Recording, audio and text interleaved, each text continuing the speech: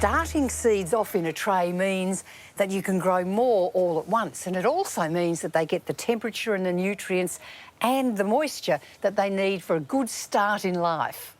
In this tray, I'm growing a few different tomatoes, some amaranth, as well as a bit of cosmos. These seedlings have got their first true leaves, which are the second ones to sprout, and they look more like the adult plant leaves than the first rounded pair. This means they're now ready to be separated or pricked out and moved on to bigger pots. It's quite easy, and I'll show you how. When it comes to pricking out, you can treat most seedlings in the same way.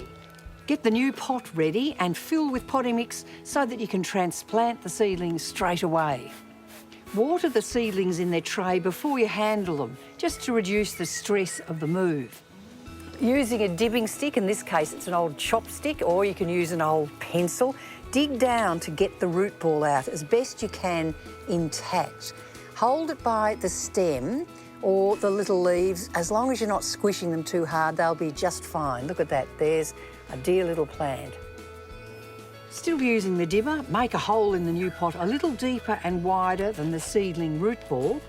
Make sure that you make the dibbing hole deep enough so that the roots really go all the way down and they're nicely settled in so that they develop well.